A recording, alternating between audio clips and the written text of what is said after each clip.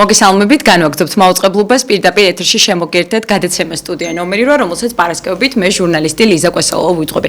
დღეს გამომდინარე იქიდან რომ 9 მაისია, ჩვენ სწორედ ამ დღის მნიშვნელობაზე ვისაუბრებთ გადაცემაში ფაშიზმზე გამარჯვების დღე აღინიშნება დღეს და ძალიან მნიშვნელოვანი წვლილი აქვს აი ამ პროცესში შეტანილი საქართველოს, იმიტომ რომ 700,000-ზე მეტმა ადამიანმა მიიღო ამ ბრძოლაში მონაწილეობა და 300,000 ადამიანი დაიღუპა ჩვენი ქვეყნის მოქალაქე. ძალიან დიდი წვლილია ეს ჩვენი ქვეყნის მხრიდან და საინტერესოა სწორედ აი ამ დღესთან დაკავშირებით. ზოგადად ძალიან ბევრი ადამიანი ამბობს, უნდა აღინიშნებოდეს, არ უნდა აღინიშნებოდეს, ასე შემდეგ. ჩვენ დღეს სწორედ გადაცემაში აი ამ საკითხზე ვისაუბრებთ და მე ძალიან მიხარია, რომ ძალიან საინტერესო სტუმარი მყავს, გიორგი გაგილაძის, მეორე მსოფლიო ომის ვეტერანის შვილი თინა გაგილაძე სტუმრობს, რომელიც თავადაც აფხაზეთის ომის ვეტერანია და უღრმესი მადლობა თქვენ გადაცემაში სტუმრობისთვის. მადლობა. ჯერ ერთი უპირველეს ყოვლისა გილოცავთ დღევანდელ დღეს ფაშიზმზე გამარჯვების უდიდეს დღესასწაულს და სულ გამარჯვებით გევლოთ და სულ წამატება გქონოდეთ.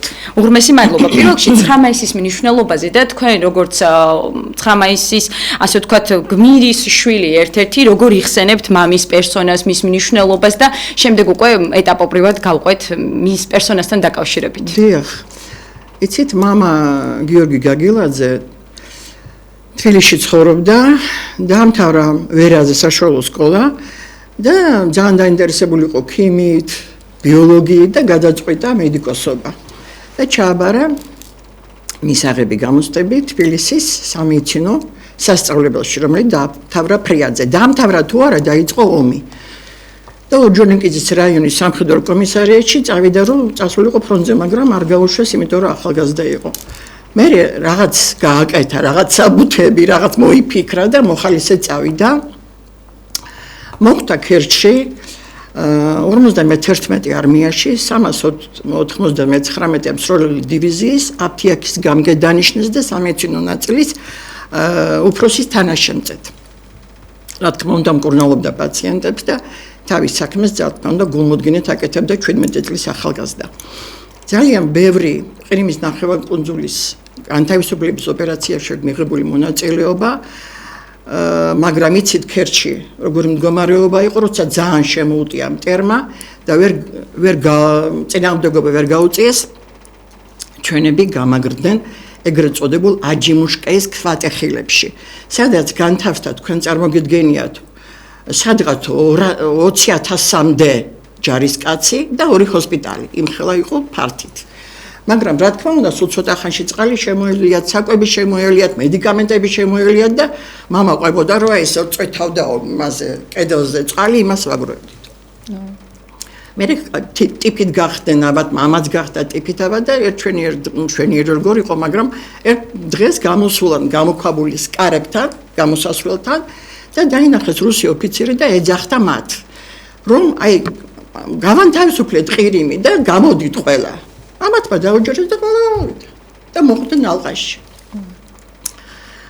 ეს ყველა ჩვენი ტყვე წაიყვანეს ჯერ გერმანიაში, მერე იტალიაში, იქ ტყვეთა ბანაკში იყო რამდენიმე თვე, მაგრამ ვინაიდან მამა მაინც აგრძელებდა სამედიცინო საქმიანობას, უფრო ადვილად ამყარებდა კავშირებს ახლომდებარე, ვთქვათ, პერსონებთან და ერთშენიერ დღეს დაამყარეს კავშირი იტალიელ პარტიზანებთან და გაიქცნენ. კი ბატონო. და აღმოჩნდა. აი და უცებ წავიკითხავ, იგი მონაწილეობდა ჩრდილოეთ იტალიის ქალაქების გათავისუფლებაში და დუჩე მუსოლინის დაჭერის ოპერაციაში გამორჩეული მამაცობისთვის დაჯილდოებული იყო გარიბალდის ვარსკვლავით. აი ამ ისტორიაზეც რომ მოგვიყვეთ, ძალიან საინტერესო იქნება და ასევე კითხვასაც დაგისვამთ, როგორ შეაღწია ქართველმა ანტიფაშისტმა პარტიზანმა იტალიურ წინააღმდეგობის მოძრაობაში. აი პარტიზანულ მაშინ რომ მოხვდნენ რაზმში ესე იგი ბრიგადა სერვადეის მეორე ბატალიონის პარტიზანი გახდა მამა. მე მაქვს აქ წამოღებული პარტიზანის საბუთი, რომელსაც აწერს მაშინდელი იტალიის კომუნისტური პარტიის მდივანი, ლეგენდარული ლუიჯი ლონგო აწერს ხელს და აწერია რომ პარტიზანული ბილეთი. მამა აგრძელებდა, რა თქმა უნდა, მკურნალობას, თავისი დაჭრილი მეომრები და განთავისუფლებაში მონაწილეობდა ბევრი ქალაქის, სტრეზა, არონა, ბურგოსეზია, ბოლონია, რა ვიცი და მილანში დუჩე მოსოლინის დაჭერის ოპერაციაშიც მონაწილეობდა. 1944 წელს მამა დაჯილდოვებული იყო იტალიის კომუნისტური პარტიის უმაღლესი ჯილდოდი გარიბალდის ოქროს ვარსკვლავით და მე მინდა გითხრათ, რომ საერთოდ იტალიაში ანტიფაშისტური მოძრაობის დროს 5000 საბჭოთა მეომარი მონაწილეობდა, მაგრამ მაგათგან 1000 ქართველი იყო. და მამა იყო იმ 11 ქართველთა შორის, რომელიც დააჯილდოვეს გარიბალდის ოქროს ვარსკვლავით. და ერთ-ერთი აფხაზეთელია, ესე იგი მამა, რომელსაც ეს ოქროს ვარსკვლავი ერგო 20 წლის ასაკში ბოდიში. ხო, ნუ ეხლა 85 წელს, 1985 წელს ძალიან კარგად მახსოვს, აღდგა კავშირები იტალიელ პარტიზნებთან და ქართველ პარტიზნებს შორის. დაიწყეს თბილისში ჩამოსვლა, ღებულობდნენ მონაწილეობას ისინი აი ალბომის 9 ალბომის ოპერაციის ალბომში. და მე ჩვენი დაპატიჟეთ სოხუმში.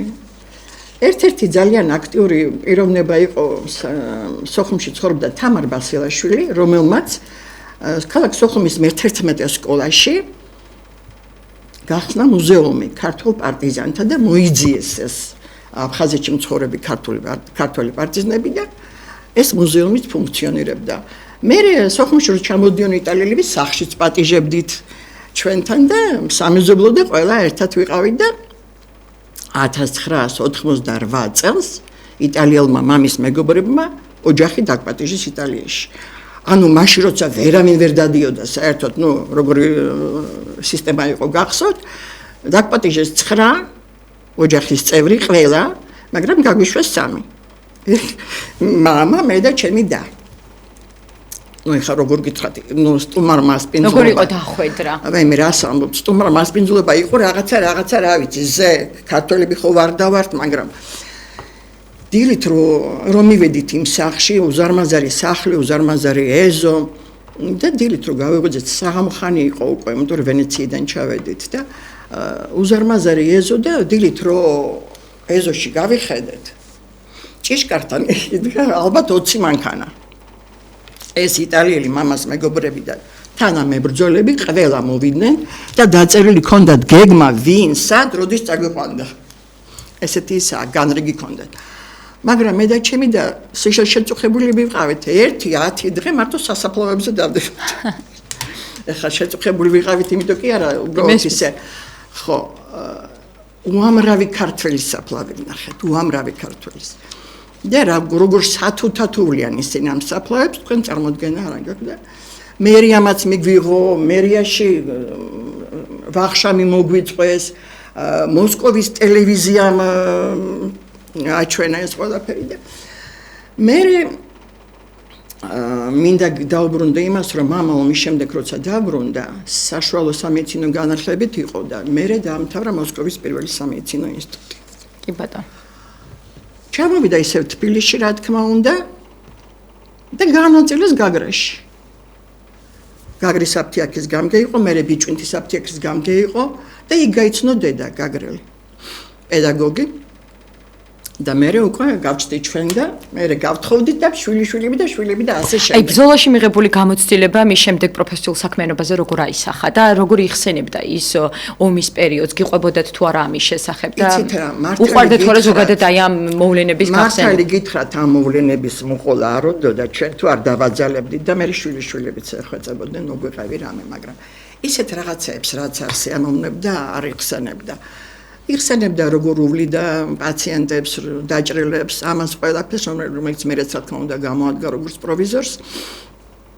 ეს იყო და ეს. კი ბატონო.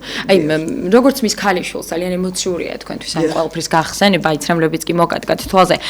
როგორ ფიქრობთ, სათანადოდ არიან თუ არა ეს ადამიანები დაფასებულები იმისთვის, რომ ძალიან სერიოზული წვლილი შეიტანეს, ძალიან დიდი როლი შეასრულეს ფაშიზმის დამარცხებაში და ძალიან ხშირად მე გადაცემის შესავალშიც ვახსენე, რომ მიდის მსჯელობა იმაზე, უნდა აღინიშნებოდეს თუ არა ეს თარიღი, რას ნიშნავს პირადად თქვენთვის. როგორც აი ომის ვეტერანის შვილისთვის, აი ამ თარიღის აღნიშნა და ზოგადად უნდა აღინიშნებოდეს თუ არა.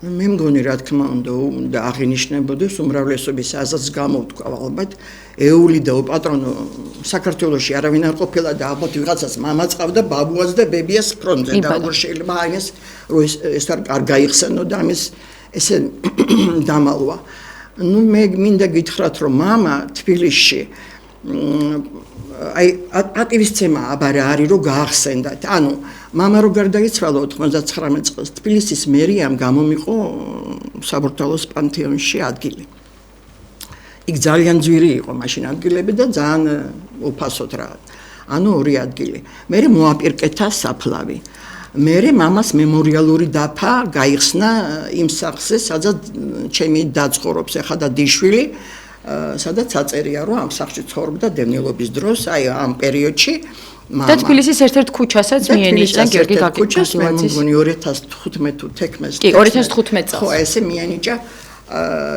ხო მამას სახელი ჩემო შვილებაც იციანეს შვილიშვილებაც იციანეს და ნამყოფიც არიან და ხო მაგრამ მე ფიქრობ რომ მაინც გამარჯვების დღე უნდა აღინიშნებოდეს თვაში რა თქმა უნდა და რა თქმა უნდა არ მომწონს ყველაფერი ის რაც ამის ირგვლივ ხდება კი ბატონო შეგიძლიათ გათიშოთ მანამ მე კიდევ ერთხელ მაყურებელს ვეტყვი რომ 2015 წელს გიორგი გაგილაძის სახელი მიენიჭა თბილისის ერთ-ერთ ქუჩას საბჭოთა კავშირის მედიცინის დამსახურებული მუშაკი და პროვიზორი ესე და ასევე ერთ-ერთ ასე ვთქვი მის საცხოვრებელზე დამონტაჟებულია მემორიალური დაფა და მე ვფიქრობ რომ ეს უკვე ნიშნავს იმას რომ მისი სახელი რაღაცნაირად უკტალყოფილი არის და მე ვფიქრობ რომ ძალიან კარგია დღეს რომ ჩვენი გადაცემის სტუმარი ხართ, იმიტომ რომ ბევრმა ადამიანმა შეიძლება არ იცის პერსონალურად მისი სახელის და გვარის არსებობა და ახალგაზრდებისთვის მე განსაკუთრებულად მგონია რომ მნიშვნელოვანია ის რომ იცოდნენ რომ ქართველებს რამდენად დიდი წვლილი აქვთ აი ამ პროცესში შეტანილი. აი იტალიიდან თუ გქონდათ მამის ვთქვათ გარდაცვალების შემდეგ გამოხმაურება ან რასახის ურთიერთობა გაქვთ და ასე შემდეგ რომ მოგვიყვეთ. როცა უკვე გავხდეთ ეგრეთ წოდებული დევნილების სამარცხვინო სახელი დაგვერქვა ჩვენივე ქვეყანაში. იტალიელებმა ეს ყველაფერი გაიგეს და მამას სახელზე უამრავი ტვირთი გამოგვიგზავნეს. ტანსაცმელი რაღაც გასათბობი რაღაცები რაღაც ისინი ჰუმანიტარული დახმარება ჩვენთვის ხო წერილიც გამოატანეს თუ რა იყო იმაში დასახელება ყველაფერი ანუ ძალიან დიდ ყურადღებას გვაქცევდნენ და მერე 1994 წელს ბატონი ვახტანგ გესვანჯია, როცა საქართველო-იტალიის ასოციაციის მეშვეობით ბავშვების წაყვანა მოხდა იტალიაში. მათ შორის მოხდა ჩემი შვილები. მიუხედავად იმისა, რომ 11-12 წლის ბავშვები მიყავდათ, ჩემები უკვე 13-14 იყვნენ. ესვანჯიამ ესე უთხრა ყველას, ესენი იტალიის გმირის შვილიშვილები არიან და იტალიაში პირველები უნდა წავიდნენ. და მოხდა ისე, რომ პალერმოში იყო ეს იქაური ვითომ ოჯახებში რომ დადიოდნენ ბავშვები. მაგრამ მამას მეგობრებმა ჩრდილოეთიდან ძალიან დიდი ყურადღება მიაქციეს და აქცევდნენ ბოლომდე, მაგრამ ახლა აღარც ერთი ცოცხალი არაა და ნუ რა სიზამ ესეა ცხოვრება მოწყობილი. ჩემი შვილები დღესაც დადიან იტალიაში, აქვთ კავშირები, იციან სუფთად იტალიური ენა, წერენ, კითხულობენ და ასე რომ ამით კმაყოფილი ვარ. აი აღსანიშნავია რომ 57 ვეტერანი ცხოვრობს დღეს თბილისში 2025 წლის მდგომარეობით და ოჯახებს დღეს 2000 ლარი გადაეცემათ დაღუპულთა ოჯახის წევრებს კი 1000 ლარი. არის თუ არა სახელმწიფოს მხრიდან საკმარისი ის რაც აი ამ ადამიანებისთვის კეთდება. მე რაღაც კრიტიკული პოზიციით არ გეკითხებით, უბრალოდ თუნდაც მათი სახელები და გვარები რამდენად არის ვთქვათ ცნობილი საზოგადოებისთვის და ასე შემდეგ. რა თქმა უნდა საკმარისი არ არის ეს ყურადღება რომელიც მათ ექცევათ მარტო 9 მაისს. ანუ ესენი 57 დარჩნენ და მეტი აღარც და რამდენი 102 წლისაა მე მგონი უფროსი. მთავრობამაც მიაქცია ყურადღება, აფხაზეთის მთავრობამაც, საქართველოს მთავრობამაც, მაგრამ საკმარისი ნამდვილად არ არის. საკმარისი არც ის არის რომ აფხაზეთის ომის ვეტერანებს უნდა უფრო მეტი ყურადღება მიექცეთ. ესეც არ არის ახლა საკამათო თემა. იმიტომ რომ მიუხედავად იმისა რომ ქალი ვარ, ჩემს გვერდში უამრავი ქალი იყო. 1 წელი, 1 თვე და 13 დღე სოხუმში ექიმები მყავს მხედველობაში, ჩემი კოლეგები, არავის არ დაუტოვებია თავის სამუშაო ადგილი და თავის მოვალეობას ასრულებდნენ პირნათლად. ჩვენი მაშინდელი ხელმძღვანელი უფროსი იყო აფხეთის ჯანდაცვის მინისტრი ქალბატონი მერი ჯანგავაძე, რომელსაც რკინის ველედის ვეძახდი, დღესაც კარგად არის, ჯანმრთელად არის და ეს ყველაფერი ხო დასაფასებელია. კი ბატონო, აი, გარდა მამა თქვენის პერსონაჟზე და ზოგადად მის, ასე ვთქვათ, ბიოგრაფიაზე, როგორც შვილი, როგორ დაახასიათეთ მის ხასიათს, როგორი ხასიათის ადამიანი იყო, რომ გითხრათ, აი, მამაცი მაგალითად და აი ასე შემდეგ, რომ თქვენ თვითონ რომ გაიხსენოთ მამის ხასიათი. მამაცობაში მე ვგევარ მაგას. კი, თქვენ რა თქმა უნდა, ამაზეც აუცილებლად უნდა გადავიდეთ და გკითხოთ. იცით რა, თითქოს მკაცრი იყო. მე ჩემი და არის უმცროსი ჩემზე, მაგრამ მე ბიჭს მეძახდა ჩემ ბიჭს. მამაცი, მაგრამ ძალიან თბილი პიროვნება. ჩემს ოჯახში მამას გარდა კიდე რო გავთხოვდი, ჩემი მამა მთელი იბრძოდა ქვეით რაზმში, გვარად კანთარია, მელტონ კანთარიას ძალიან ახლობელი, მე ბატონი მელტონ კანთარია ჩვენ ოჯახში ძალიან ხშირად ვსტუმრობდა. როცა მე და მე ჩემი მეუღლე მოსკოვში სწავლობდით და მუშაობდით, იქაც მოდიოდა ჩვენთან, ასე რომ სამი უდიდესი ქართველი, რომელიც სახელის ხსენების გარეშე გამარჯვება არ იყო და არ შეიძლება ყოფილიყო, ეს არის სტალინი, მელტონ კანთარია და ლავრენტი ბერია, ხო ასე იყო. და ამიტომ უნდა დაფასდეს ეს ძალიან. აი, თქვენს პერსონაჟზეც ზოგადად თქვენი ბიოგრაფიიდანაც ძალიან საინტერესოა ის, რომ აფხაზეთის ომის ვეტერანი ხართ თავად თქვენ და აი ამას როგორ გაიხსენებთ, როგორ გვეტყვით და ასევე აი ამ ყველაფერთან ერთად ძალიან მნიშვნელოვანია, რომ როგორც მამა თქვენის, ასევე თქვენი ღვაწლიც უნდა დასაფასებელი იყოს. ბუნებრივია, როდესაც აფხაზეთის ომის ვეტერანი ადამიანი, მას ძალიან ბევრი ტკივილი გამოუვლია და ძალიან ბევრი გაახსენდება, ხო, აფხაზეთთან დაკავშირებით და აი ამ პატრიოტული მოტივებით უნდა აღიზარდონ თუ არა ახალგაზრდები და როგორ უნდა ესმოდეთ სამშობლოს სიყვარული. იმიტომ რომ ეს ადამიანები ყველაფერს სამშობლოდან გამომდინარე აკეთებდნენ. ხო, გეთანხმებით, მაგრამ პატრიოტული მოტივით რო გვინდა რომ აღიზარდოს ახალგაზრდები, მშობლებმა უნდა მისცენ მაგალითი. თუ მშობელი მის მაგალითს არ აძლევს და ეუბნება რომ ეს საჭირო არ არის, ეს გმირობა, ეს თავდადება, ეს რაღაცა, ესეც არ არის. მშობელმა უნდა გაზარდოს უპირველეს ყოვლისა. მერე უკვე სკოლამ, რა თქმა უნდა და პედაგოგებმა. ეხლა მე აფხეთის ომის ვეტერანი ვარ, ჩემი მეუღლეც აფხეთის ომის ვეტერანია. ჩემი მეუღლე იყო სისხლის გადასხმის სადგურის მთავარი ექიმი, მე ვიყავი რესპუბლიკური სამართლობის მთავარი ექიმის მოადგილე და გარდა ამისა აფხეთის ჯანდაცვის სამინისტროში მუშაობდი. გითხარით კიდევაც რომ ერთი წელი, ერთი თვე და 13 დღე იქ ვიყავით ყველა. მამაც შემთან იყო არ მტოვებდა. მიუხედავად იმისა, რომ აქ მყავდა გამოშვებული შვილები თბილისში, დედა და დიშვილი, დედას რო ურეკავდი ხოლმე, აი როგორ ხართ ორივე ცოლ-ქმარი იქ, რამე რო დაგემართოთ, ბავშვებს ვის უტოვებთ. ეს იყო და ეს იყო სულ. მაგრამ სამაგერო ჩვენ ვალი მოვიხატეთ. ეგ არის. ძალიან დიდი მადლობა პერსონალურად ჩემგან იმ თავდადებისთვის და იმ ყველაფრისთვის, რაც ჩვენი ქვეყნისთვის, როგორც თქვენ, ასევე მამა თქვენმა დაუფასებელი ღვაწლი მიგიწვით ჩვენი ქვეყნის მისამართით და უღრმესი მადლობა, რა თქმა უნდა, იმისთვის, რომ გვეწვიეთ გადაცემაში სტუმრად. მე მაყურებელსა თუ რადიო მსმენელს შეგახსენებთ 9 მაისის დღესთან დაკავშირებით მეორე მსოფლიო ომის ვეტერანის შვილი თინა გაგილაძე გვსტუმრობდა და ძალიან საინტერესო იყო ის მოგონებები, რომელიც მას მამასთან აკავშირებს. არ გადაერთოთ, რამდენიმე წუთში გადაცემის მეორე ნაწილით დაგიბრუნდებით პირდაპირ ეთერში. მადლობა.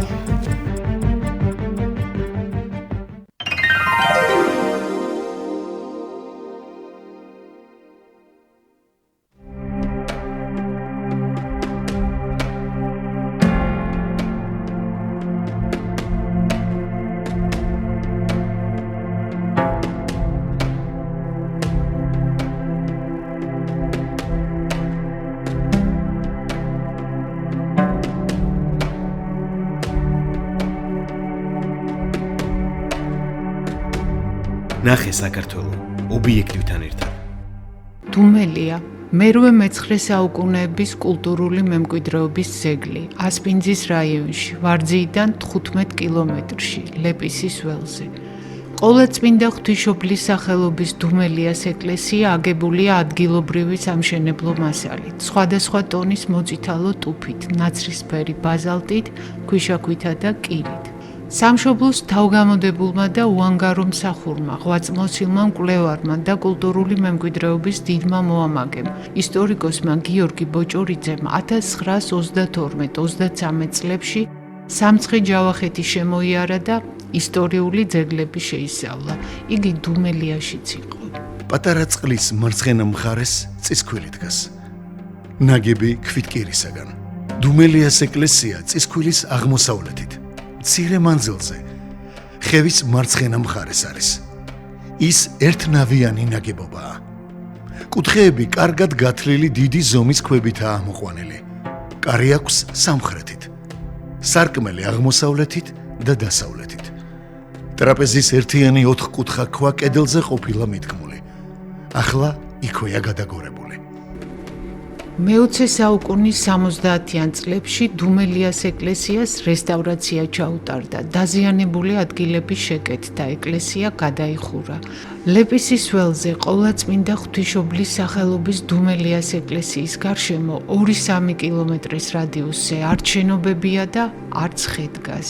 ლეპისის ველზე მშვენიერი საძოვარი მინდვრებია და იცის ნოყიერი ბალახი. ლეგენდა ამბობს, რომ თამარ დედოფლის ძროხის ჯოგი ლეპისის მინდვრებზე ძოვდა და აქ მოწველილი რძე მილებით და ღარებით პირდაპირ ვარძიის გამოქვაბულ მონასტერში ჩადიოდა.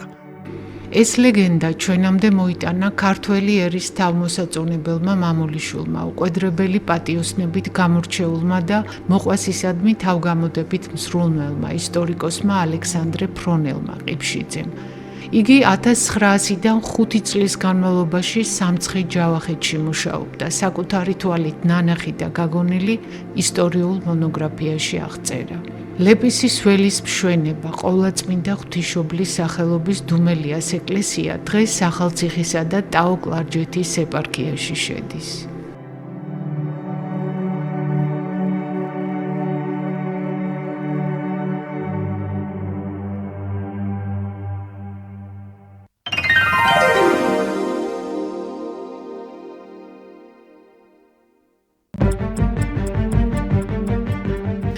კიდევ ერთხელ მოგესალმებით, დავბრუნდით პირდაპირ ეთერში და კონსერვატიული მონარქისტული პარტიის წარმომადგენელი ირაკლი კობრავა შემოგვერთა. მოგესალმებით, ბატონო ირაკლი, მადლობა გადაცემაში მონაწილეობისთვის თქვენთანაც. ბუნებრივია დღეს 9 მაისია, ამ დღის მნიშვნელობით დავიწყოთ და შემდეგ სხვა თემებსაც შევეხოთ. მივესალმებით თქვენს მაყურებელს და რადიო მსმენელებს. მინდა თელი სულით გულით მივლოცო ეს დიდი ზეიმია ნამდვილად. ეს არ არის მარტო ის რომ რუსეთმა გაიმარჯვა, როგორც დღეს არის დაკნინებული, ეს ყველა საბჭოთა კავშირის შემავალი ხალხების დიდი გამარჯვება ფაშიზმზე, რომელმაც თითქმის მთელი ევროპა და აზია წალეკა და დიდი უბედურება დაატეხა თავს ბევრ ქვეყანას, მილიონობით ხალხი დაიღუპა. ჯამში ამბობენ 50 მილიონს და აქედან 27 მილიონი საბჭოთა კავშირის მოსახლეობა იყო და საქართველოს უდიდესი მსხვერპლი გაიღო, 50% გაწეულების უკან არ დაბრუნებულა, დანარჩენები ზოგი ინვალიდი დაბრუნდა, ზოგი ფსიქიურად დაავადებული და ძალიან დიდი ტრავმა გადაიტანა ქვეყანამ. მიუხედავად იმისა, რომ საქართველოში არც ერთი ბომბი არ ჩამოვარდნილა, მაგრამ ქერჩის და მარუხის უღელტეხილის და ამის დაცვაში ქართველების უდიდესი წვლილია და ეხლა წინა გადაცემაში თქვენთან ქალბატონი ბრძანდებოდა, რომელმაც აი ფორემო სულიშვილის და მისი შენაერთის უდიდესი როლი წარმოაჩინა იტალიის გამანთავისუფლებელ მოძრაობაში და ისიც უნდა აღინიშნოს, რომ ომის გამარჯვებას დღეს აკნინებს ევროპაც და ამერიკაც, იმითი რომ ჩვენ გავიმარჯვეთ და თითქოს საბჭოთა კავშირი აქ არაფერ შუაში არ იყო, მაგრამ ის უნდა გავიხსენოთ, საიდან მოვიდა ჰიტლერი და ვინ მოიყვანა და ვისი ძალისხმევით იყო. ჰიტლერი ჩვეულებრივი ჯარისკაცი, წარუმატებელი მხატვარი, მოიყვანეს ხელისუფლებაში, ჯერ ის მოვიდა იმითი რომ იყო შრომელთა და მუშათა პარტიის ხელმძღვანელი, შემდეგ მუსოლინის ფაშიზმზე გადაერთო, მას აფინანსებდა პირველი მილიარდელი იყო ფორდი, რომელიც აფინანსებდა ჰიტლერის მოღვაწეობას. ევროპა უყურებდა აკრძალული მილიტარიზაცია, როგორ მიდიოდა გერმანიაში, მთელი ინდუსტრია გადართული იყო სამხედრო რელსებზე და თქვენ წარმოიდგინეთ, უკვე ფაშისტურ გერმანიაში 36 წელს ოლიმპიადა ჩაატარეს. ოლიმპიადა, როგორც ეს მშვიდობის აღნიშნული თამაშებია და ფაშისტურ გერმანიაში ჩატარდა და ჰიტლერმა იგრძნო, რომ ხარდაჭერა ჰქონდა ევროპისგან, ინგლისისგან განსაკუთრებით, ამერიკისგან და დაიწყო ოკუპაცია ქვეყნების. ავსტრია, ჩეხეთი, პოლონეთთან ხელშეკრულება ჰქონდა საფრანგეთს და ინგლისს უნდა დახმარებოდნენ და ხმაც არ ამოუღიათ, ისე დაანაწილეს პოლონეთი და შემდეგ დაიწყო 39 წლის 1 სექტემბერს მსოფლიო ომი და საბჭოთა კავშირი გადმოვიდა 22 ივნისს 41 წლისა და 9 მაისს, პრინციპში 2 მაისს კანთარიამ და ეგორომა დროშა აღმართეს რაიხსტაგზე და სხვათა შორის ბერლინის განთავისუფლებას მილიონი კაცი შეეწირა საბჭოთა კავშირიდან. მილიონი ადამიანი დაიღუპა ბერლინს. თქვენ წარმოიდგინეთ, გერმანია როგორი გამაგრებული იყო და ბერლინი როგორი იქნებოდა სამხედრო თვალსაზრისით გამაგრებული და 8 მაისი თქვენს, მაგრამ სტალინმა უთქვეთ 9 მაისი და 9 მაისი იყო გამარჯვების დღე დადგენილი მსოფლიოში და დღეს ახლა ევროპა და ამერიკა 8 მაისს აღნიშნავს, ვითომ რაღაცა განსხვავება იყოს ამაში და მაგრამ 8 წელს იმ საბჭოთა ხალხისა, რომელმაც ეს დიდი მსხვერპლი გაიღო, უდიდესი მსხვერპლი გაიღო, ამას თითქოს წარმოაჩენენ ისე, რომ ეგ თითქოს არაფერი არ იყო და მე ძალიან ცუდი თამაშებია რა ესე. ეხლა თქვენ წარმოიდგინეთ, იაპონელმა ბავშვებმა იციან, რომ იაპონიაში ატომური ბომბი ჩამოაგდო რუსეთმა. ესე ასწავლიან და გებელსის დოქტრინა რა იყო, შეუცვალე ერს ისტორია და მეორე თავებაში მიიღებ დეგენერატებს. ასეთი მეთოდით როგორ შეიძლება ის დაივიწყო, რაც იყო ფაქტიურად და რამ მსხვერპლიც გაიღო მსოფლიოში ხალხებმა და რისი შედეგი იყო ეს ყველაფერი. და ამაში სხვათა შორის ძალიან აქტიურად იყო ჩართული ვატიკანი. პიუს მე-12, რომის პაპი ხარს უჭერდა ფაშიზმს ხარს უჭერდა ინგლისის სამეფო ოჯახიც და არც აპირებდნენ ომში ჩართვას, მაგრამ როდესაც გერმანელები შევიდნენ ბრიტანეთის კოლონიებში, მაშინ ჩერჩილი იყო კოლონიების მინისტრი და ის პრემიერად დანიშნეს და შემდეგ დაიწყო ინგლისმა გერმანიის წინააღმდეგ ქმედებები. მანამდე არც აპირებდნენ არც გაკეთებას. არც ამერიკა ერეოდა ამ ომში, სანამ პერლ-ჰარბორი არ მოხდა ამერიკის ბაზის განადგურება, მანამდე არც აპირებდა ტრუმენი ჩართულიყო ომში, მაგრამ იძულებული გახდა, რომ ჩართულიყო. თითქმის მთელი ევროპა გაანთავისუფლა სტალინმა.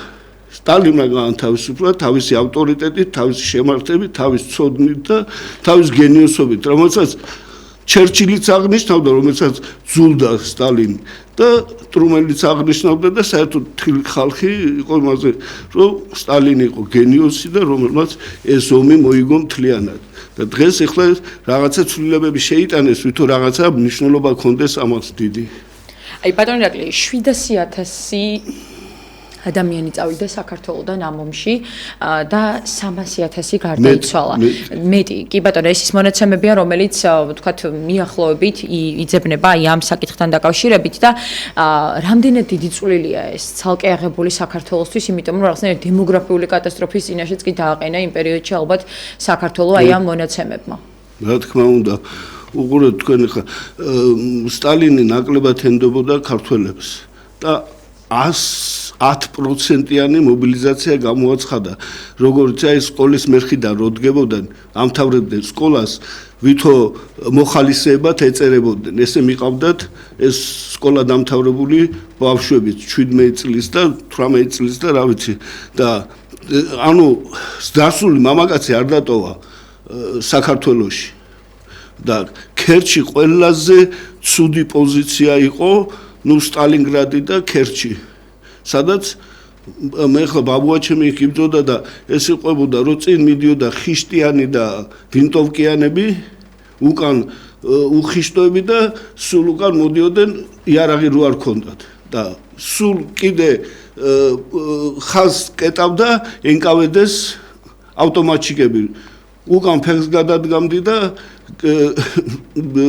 ხო გაგანადგურებდნენ თან მოღალატედ გამოგაცხადებდნენ ამიტომ ჯობდა მტრის ტყვიას მოეკალე ვიდრე იმ ტყვიას რომ მე მოღალატედ არ გამოცხადებულიყავი და ასე პირდაპირ არ უყვარდა ბევრი ლაპარაკი მაგრამ გარდაცვლილებს ვაბიჯებდითო რა იმდენი იყო თქვენ წარმოვიდგინეთ 10000 კაცი რომ დაიღუპება პროს გვერდს ვერ აული და ესე მივდიოდითო რა და იქ დაიჭრა მე ჰოსპიტალში ტიფი დაემართა ძალიან მკვდებოდა და მე გააკომისიარეს ოფიცერი იყო და ინვალიდი დარჩა თელი ცხოვრება იყო ინვალიდი მაგრამ აი ესეთი მდგომარეობა იყო ხალხო რომ წარმოვიდგინოთ ეხლა კიდე აი ლენინგრადმა რამხელა რაღაცა გადაიტანა ხო ადამიანები ხო ცხოვრობდნენ როგორ შეიძლება ამის იგნორი გააკეთო 9 თვე იყო ბლოკადა ხალხი კანიბალებად გადაიქცნენ ისეთი მდგომარეობა იყო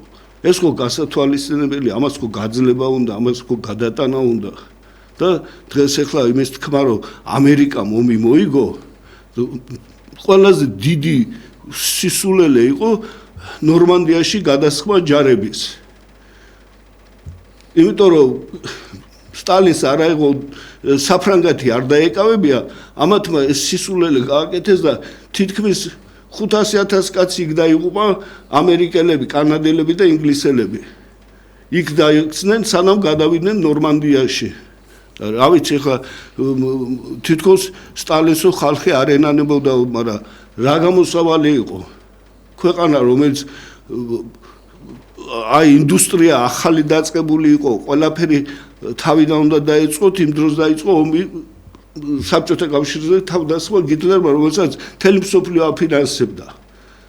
ქონდა შეიარაღება, ყვება, ყველაფერი ქონდა აბსოლუტურად სტანდარტული რაც იყო იმ დროისთვის ყველაფერი გააჩნდა სამხედრო თვალსაზრისით და საბჭოთა კავშირი ამისთვის მზად არ იყო. და ეს მოულოდნელად ესეთი განადგურება მიიღო და თქვენ წარმოვიდგინეთ რამხელა მარტო მინსკის და ბელორუსიამ პირველი დარტყმები მიიღო იმის აღდგენას რამდენი ხარჯი და რამდენი შრომა ჭირდებოდა. თვითონ სტალინმა გამოაცხადა ეს სვიშჩენაი ვაინა მოსკოვს შემოატარა ღვთისმშობლის ხატი და ეკლესიები გახსნა.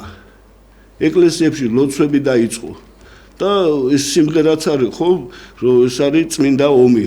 ანუ ადამიანებს რწმენა აუმაღლა და იმედი მისცა რომ ესენი რახან მართლები იყვნენ, გაიმარჯვებდნენ და კიდევაც დაარგვირგვინა გამარჯვებით და დღეს რა ვიცი ჩვენთან თვითონ ამ ხელისუფლებას რაღაცის ეშინია თუ რაღაც ნაცებმა არ უთხრან რაღაცა რატომ არ უნდა აღნიშნო რა შვაშია ევროპის დღეს გამოცხადება ამაზეც მინდოდა მეკითხა რაღაცნაირი კამპანია არის სხვა წლებში არ შემხედრია ასეთი რამე და რაღაც პრემიერ-მინისტრიდან დაწყებული უყოლას ეს რაღაც ერთი სლოგანი აქვს რომ ევროპის დღე აი რას უკავშირებთ ამას რასთან არის ეს დაკავშირებული ესენი იგნორს უკეთებენ საბჭოთა კავშირის გამარჯვებას და რაღაცა მლიქვნელური აი სიტყვა არ მინდა ვთქვა რაც არიან რომ ვითო იმათ ასიამოვნონ ევროპელებს რომ ევროპის დღე რას ნიშნავს ანუ ევროპამ გაიმარჯვა დღევანდელ დღეს თუ აი ნიშნულობა არ ვიცი იმიქ რა არის ქვეტექსტი რა არის ამისი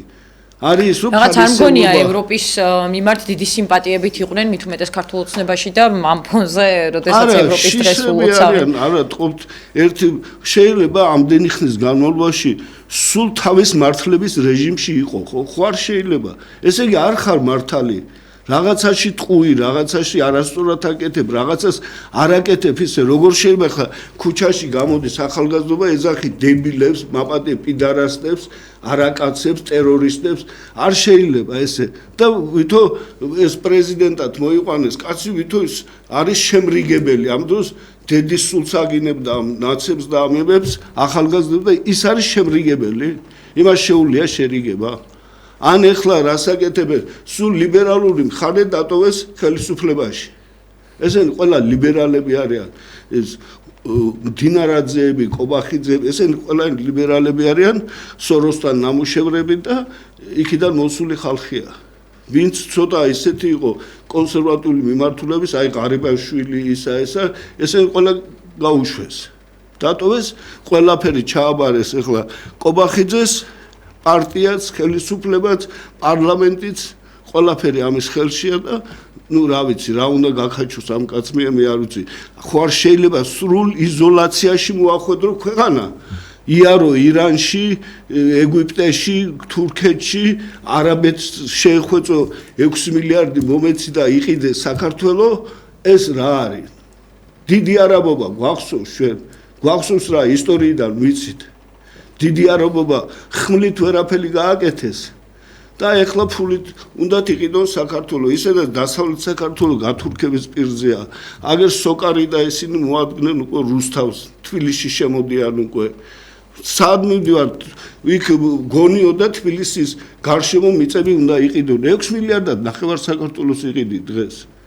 და რა ამითი? კი, და ჯერჯერობით არ ვიცით რა სახის ინვესტიცია, რაში იხარჯება და რაში გაკეთება. სასტუმროებს, დასასვენებელ ადგილებს თავის ხალხისთვის თუმცა ვინ უნდა იყიდოს ქართულ სასტუმროში რაღაცა ნომრის ყიდვის საშუალება არ აქვს. ისინი თავისთვის გააკეთებენ, კაცო თავის ხალხს ჩამოიყვანებიან, მშვენიერი კლიმატი ექსხელა ნამეტარი, რა უნდა ჰაერია თქვენ წარმოიდგინეთ თბილისის გარშემო მანგლისი, კოჯორის დასასვენებელი ადგილებია, გონიო მშვენიერი ადგილია. ლამაზიცაა და ზღვაცაა და ყველაფერია. ესეთი საშუალო კლიმატია საქართველოში, იქ იწვის ყველაფერი კაცო. 50 გრადუსია, აქ კიდე ნორმალური დასახლდებიან და დროშას აღმართავენ და თავიანთი მიწა არა. კი ბატონო და ძალიან მტკივნეულია ჩვენ სულ საუბრობთ ხოლმე ამაზე რომ ქართველების გარეშე დარჩება მალე საქართველოს და აქ სხვა ქვეყნის მოქალაქეები ჩამოვა. 30 წლისათვის სადღაც 25-28% იქნება ქართველი, გენეტიკური ქართველი. დღესაც ხო რა ვიცი მილიონიც არა ვართ მე მგონი. გაეროს პროგნოზით კი ბატონო, საქართველოში 2050 წელს უმცირესობაში იქნება ქართველი ერი.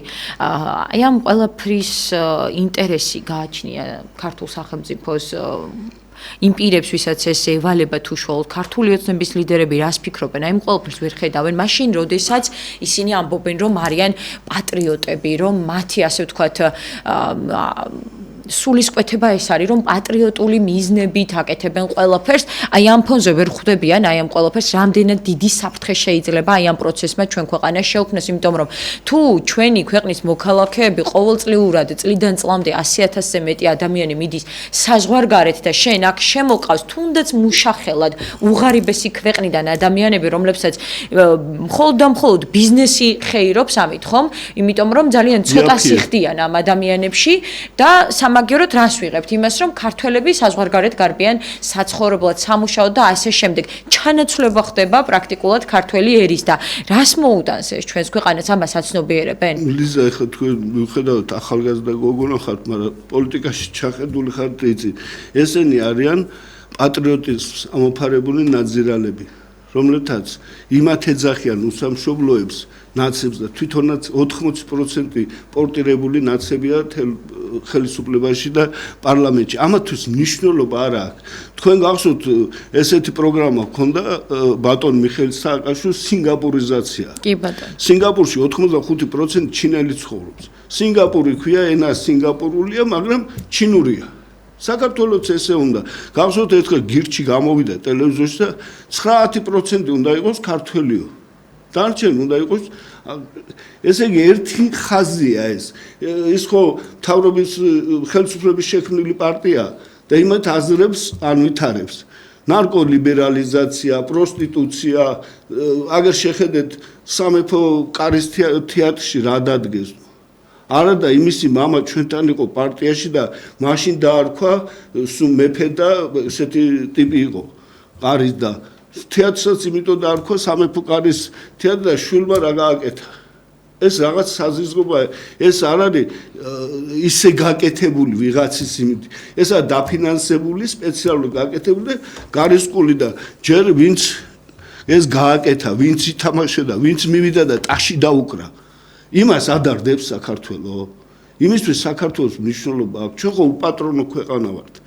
რითი სარგებლობენ, წავიდა 100,000 ადამიანი, ხო, იქიდან 70,000 ხო ფულს აგზავნის აქა. ხო უნდა შევისვოს ვალიუტით ბიუჯეტი. დღეს რომ ვილაპარაკოთ, აი რეალურად მინიმუმ 1.5-თან უნდა იყოს დოლარი ლართან. ლარი დოლართან. მინიმუმ ისეთი ინფლაცია 14 ლარი ღირს და 15 ლარი პამიდორი ხო. სიტყვაზე რომ ვთქვათ.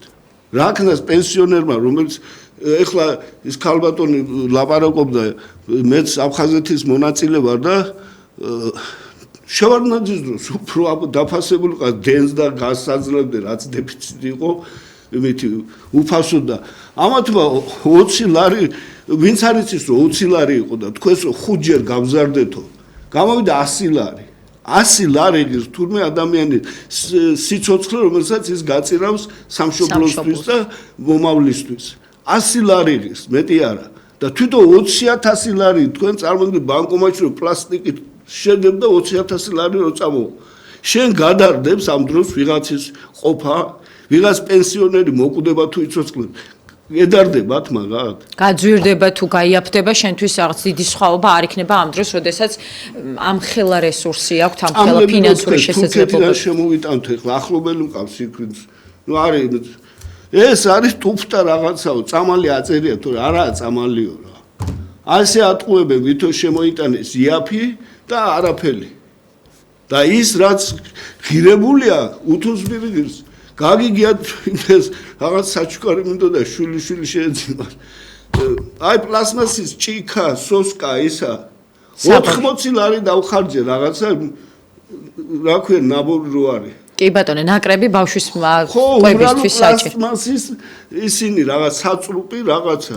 თვითონ მეთქი რომედა მოკვიდე ხელი და 80 ლარი რომ მითხრა მეთქი რამე მოყვება ამას არაფერი დაი კიდევ ერთ გეტყვით აგერ მეგობრის შვილიშვილმა ფეხი მოიტეხა სასტრაფოთი დაიყვანს 500 ლარი გადაახდენეს იმ დღეს რო გადახვევაზე ეს ოპერაცია თითულება ისევოდა 120 ლარი იმაში გამოართვეს და 80 ლარი გამოართვეს რენტგენში 7 წლის ბავშვზე მედიცინა უფასო გვაქვს ნაცარს აყრიან ამ ხალხს და გაშტერებული დადის ეს ხალხიც რა ვიღაცა არასამთავრობოს რომ შეუწყვიტეს დაფინანსება ამისთვის ქუჩაში გამოვიდნენ სოციალური მოთხოვნებით კი ნაკლებად გვახსოვს რომ ადამიანები ქუჩაში გამოსულიყენ მაგალითად ტარიფების გასაპროტესტებლად საწვავის საკვებ პროდუქტებზე ფასების გასაპროტესტებლად და ასე შემდეგ არ ვიცი ეს ალბათ ქართველი ადამიანის ბუნებაშია შეიძლება მე რატო იმიტომ რომ ოჯახი არ არის ხა საქართველოში რომ ვინმე არ ყავდეს საზოგადოებრივ იმათ მონურშრომაზე აქ დაგრიალობენ ჯიპებით და მითი და იმას კი არ ფიქრობენ ხალხს რაღაც დახმარება უნდა რომ მოვიდნენ და აქ იცხოვრონ და გააკეთონ აი ეს არ გითხრა ბატონმა ბიძინამ კაცო მე სადამ აქვს თქვენ ისა სამუშაო ადგილები წადთ ეგ მონებათ იმუშავეთ ევროპაში 3 თვით გაგიშვებთ იმუშავეთ და ფული ჩამოიტანეთ აქ რომ თუმცა ამ შესაძლებლობის გარეშეც შეიძლება მალე დარჩეს ჩვენი ქვეყანა იმ პოლიტიკით რომელიც ქართულ მოუწნებამ გაატარა იმიტომ რომ ჩვენ სერიოზული საუბრები გვესმის უკვე იმის თაობაზე რომ შეიძლება ვიზა ლიბერალიზაციაც კი გადაიხედოს იმ პოლიტიკიდან გამომდინარე იმ დამოკიდებულებიდან გამომდინარე რომელიც ამ ბოლო პერიოდში ქართულ ოცნებას აქვს ევროკავშირის და ევროკავშირის წევრი ქვეყნების ლიდერების მიმართ.